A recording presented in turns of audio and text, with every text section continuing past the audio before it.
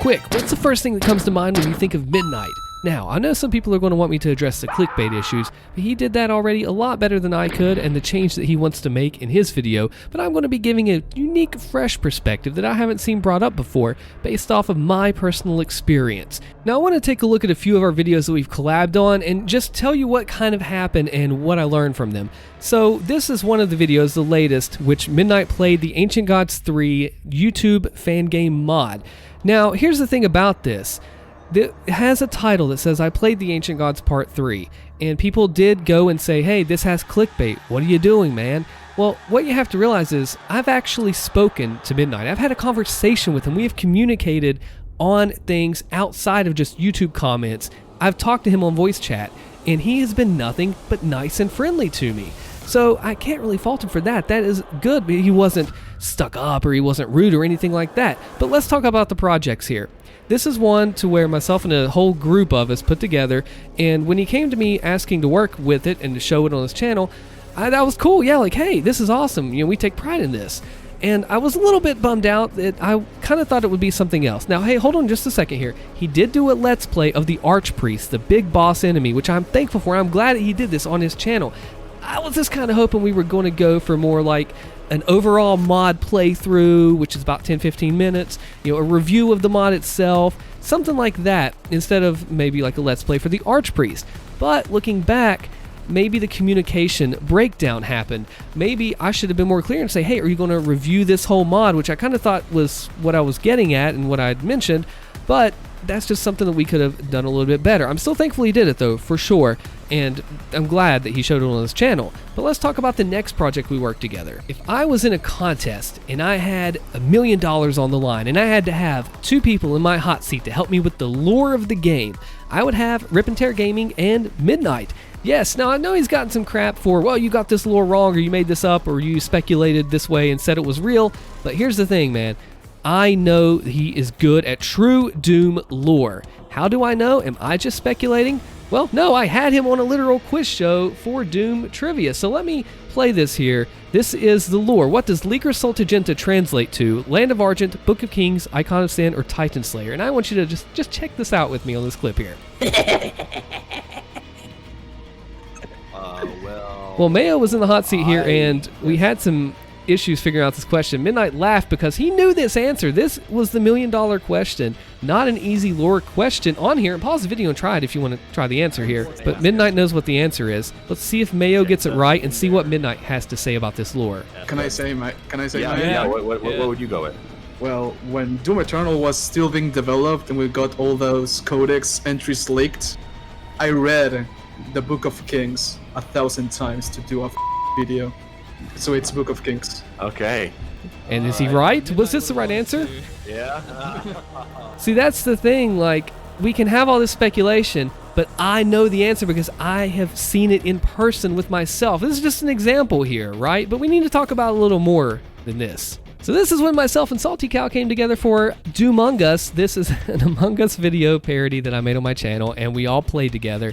We had a bit of a communication breakdown here as well, but he was at a really busy point in his life. So understand, you gotta cut people some breaks. Understand that life happens, and this was a favor he was doing for me on the video here with Salty Cow, so that's fine. But when it came to the actual video, we did great together. We all meshed in our conversation in choosing. Let me show you here real quick. After the dead bodies reported, and then we have to talk about who did this and what, we got all along great together. Looked like we all pushed off of each other like, you did this, you did that, and it went well. So understanding that side of things beyond just what you see on front on YouTube does go a long way, and it is important. Now, looking at YouTube is key to understand how you make their videos, but I think this comes to the point of where, do you separate the artist from their art, or do you put them together? Now we need to talk about some really important stuff here, and what this means for the Doom community, him having a channel the size that he does. So let's just take a look at the big picture here. What happens if Midnight fails? Some people might say, well, we lose a 200k sub YouTuber that clickbaits, but I want to spin it around in another direction. I want to say that we lose a 200k plus sub YouTuber that represents the Doom scene, one of our largest, when things could be different. So why am I wanting to shoot our own community in the foot, losing one of our biggest players and ambassadors for the game. Probably the only YouTuber that has been live on stage with Hugo and Marty talking about questions and the game. What kind of potential is that if we just throw that away? What about the reform? What about what he said changing in the future? The potential to help the community, which we're already a niche game as it is so much greater. And yes, this does mean that the responsibility does weigh in on his back, but that also lies on us to help either prop him up if we're his fans, or if we're not, don't drag his name through the mud, but give him constructive, positive criticism on how he can better his content. But keep also in mind, when we give criticism on something, it's important to know that I'm not going to go and tell a plumber that he's doing this and that wrong on his job, because I am not a plumber. However, hear me out, don't leave me yet. That does not mean I can't go and look at the toilet the plumber installed and said, dude, you put this in upside down.